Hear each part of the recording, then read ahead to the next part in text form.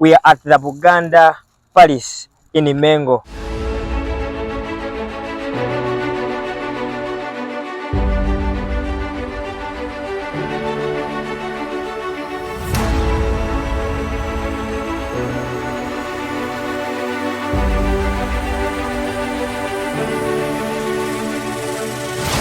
Yes, what's up everyone? Welcome back to the channel. Welcome back to the link. Here we tell stories of our culture, of where we come from, and maybe you pick inspiration or get to know how we live and appreciate it. We are at the Buganda Palace in Mengo. I'm with Nurdin, and please sir, say hi to the people. He's going to be taking us around, show us the different parts, and sharing the story with us. So thank you very much. Yeah, as he told you, my name is Nurdin. I welcome you to the Kabaka's Palace, and now we call this the center. Yeah, because when the Kabaka comes here, this is linked to the Buganda Parliament. Yeah, people have been hearing about Buganda Kingdom, Mengo Palace, but where we are right now, we are at Mengo Palace, the Kabaka's Palace. Yes. Our kingdom, Buganda, is a kingdom that has been there for the last 800 years. It is very old, and it has been led by 36 kings. And our current king today, the one we have, Kabaka Ronald Muweda Mutebi, he marks to be the 36th king of Buganda. In our kingdom, Buganda, when the king is alive, we call him Kabaka. When you hear Kabaka, he's alive. After him passing on, the name changes to theKabaka. So theKabaka, it goes for the late king. In our kingdom, Buganda, we see that we have been following the same lineage, that is father to son, father to son, father to son. And kings have been free in creating their own palaces. When you go to Wamala tombs, it was for theKabaka Suna. When you go to Kasubi tombs by Mutesa I. When you come here to Mengo, it was for theKabaka Daniel Mwanga. So we do have the difference. A long time back, before it was called Kagerekamu, we used to have a forest called Inkao, and there lived a herbalist chief. He was called Kaita. By that time, we used to have the grinding stones, the Tuite Mengo. When it is one, we call it Lubengo. When they are many, they are called Mengo.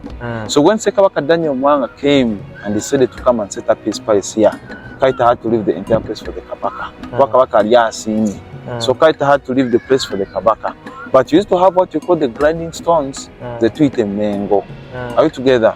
You are going to the other hill of Kaita, where there was grinding stones.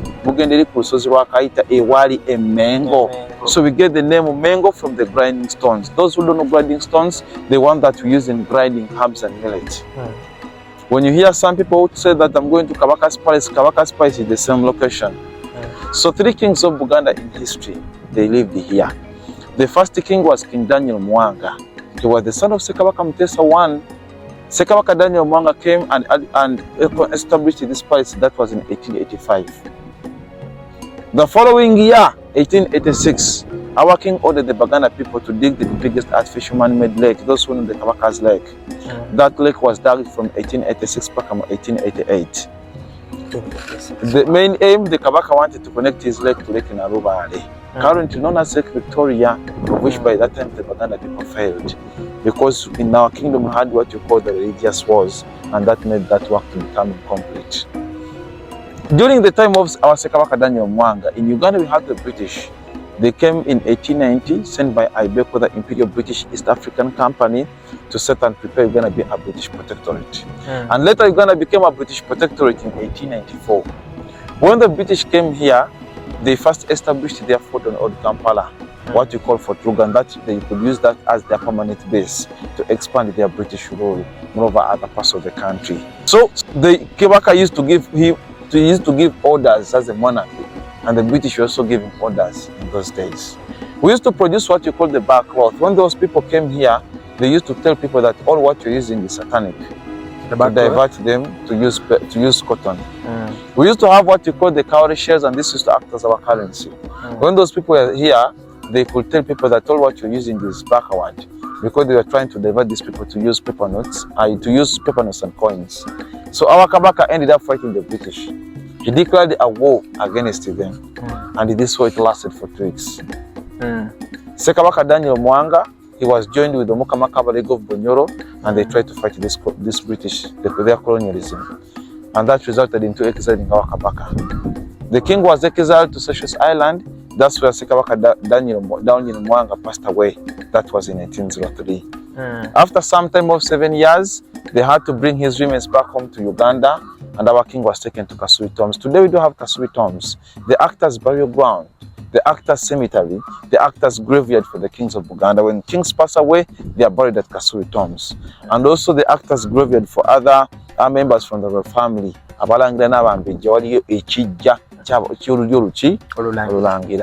you together? Yeah. So his son had to take over. That was Sekabaka Daudi Chwa.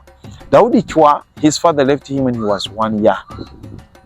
And since our Kabaka was young, they had to give him the caretakers that raised him until when he was fully crowned. Bamu abakuza basatu. One of them was Zakaria Singiri as his treasurer. Stands treasurer. The name. That was Zakaria Singiri as the treasurer. Stanislas Mugwanya as chief judge, and then Sir Apollo Kagwa as his prime minister. They raised this Daudi Chwa until when he was fully crowned. So, Daudi Chwa, in our history of Buganda Kingdom, he was the first king to visit Europe countries. That was in 1913, and by that time Daudi Chwa was 17 years. In those days in our kingdom, girls were not allowed to eat eggs and chicken, because they had a belief that when the girl eats eggs and chicken, they would become infertile and couldn't be able to produce. When Sekabaka Daudi Chwa visited Europe, he saw their girls eat eggs and chicken. They're okay. When he came back home, our king permitted the Buganda girls to eat eggs and chicken. Wow. The following year, 1914, he was the first king of Buganda to have a church marriage at St. Bonaventure Cathedral. Edam of Buganda, they used to call the queens Kadurubale. The name Nabagerika started during the reign of Sekabaka Daudi Chwa. It was the first Nabagerika in the history of Buganda Kingdom to be named the Nabagerika. She was called Nabagerika Namaganda Irene Drusilla. Yari official wife for Sekabaka Daudi Chwa. So Elinya Nabagerika, it started from there up to our current Nabagerika we have today. In 1922, our Kabaka was exposed enough that he visited England and he toured around Buckingham Palace for King George. After visiting Buckingham, our Kabaka came back and built this palace into a modern palace. So Mengo Palace, to be constructed into a modern way, it took a period of 11 years to be constructed. That was from 1922 and completed in 1933. Today people talk about FIFA and FUFA. When you go to the Jazz of Uganda crane, there's a word FUFA here. Yes. Down of it there is a word says since 1924. Daudi Chwa was our first FIFA president of Uganda in 1924. He was a real soccer lover.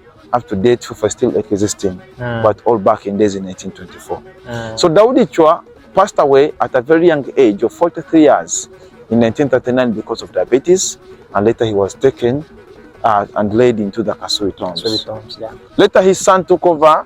That was Sekabaka Edward Walugembe Rwangula Sir George William David Frederick Mutesa II. With a long name. A very long name. So the Westerners could shorten his name to King Freddy because he was Frederick. They could call him King Freddy. But us, much people in East Africa, they took the Uganda version as Mutesa II. Mutesa II was born in 1924. He attended King's College Wodo, later went to Makerere, and finally in Cambridge. That's where our Kabaka did political science. The time when Mutesa II was done with his studies, he joined the army for the Queen in England, and our king reached to the rank of a grenadier.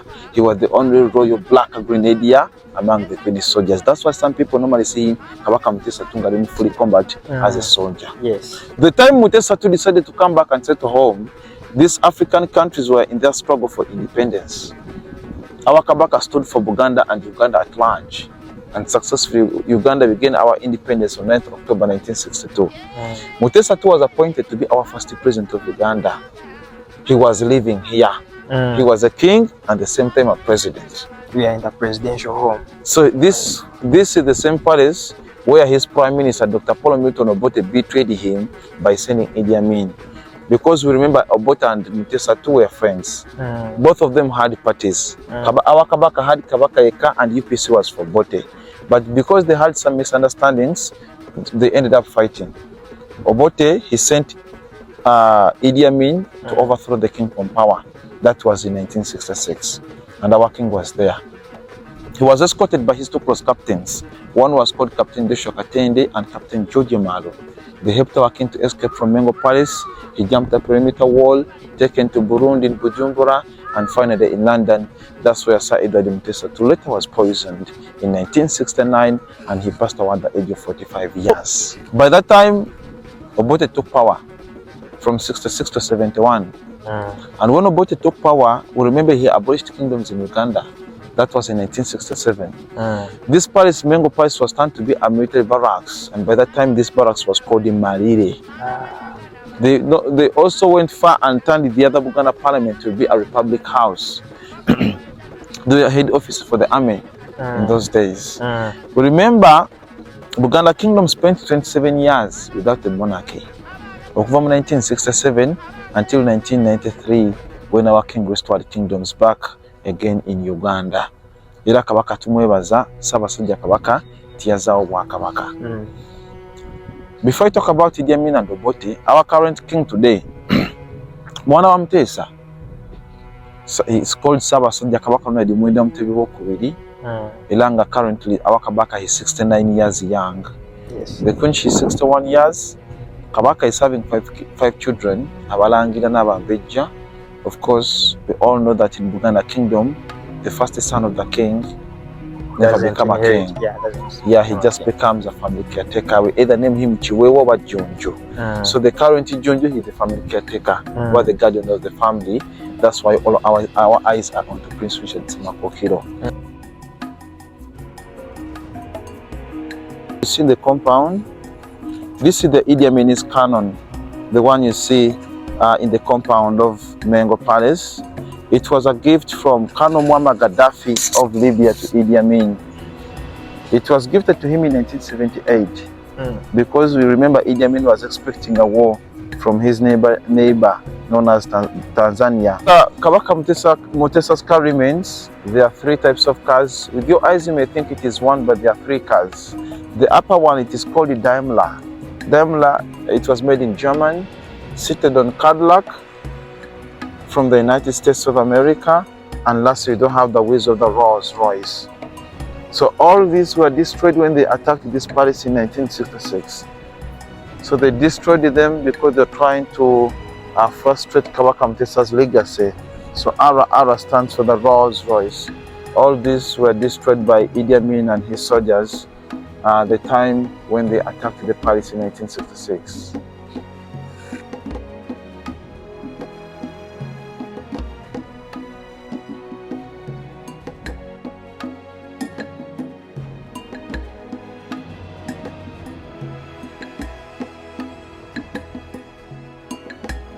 Lubala, he was a man who was good in speaking Kiswahili. Idi Amin was a man who was good in rugby. He was a man who was good in boxing. We used the Israelis in those days because they were the best in construction. Many Ugandans lost their lives in this very place. And in the next video, in the next episode, we are showing you Amin's torture chambers.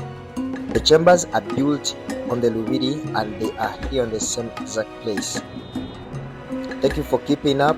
Thank you for the support. Please, if you like to sponsor our videos, to sponsor us to create more content like this, reach out on our WhatsApp number, and the number will be on the screen as well. See you in the next video. Subscribe, don't forget to like, don't forget to comment. Love you always.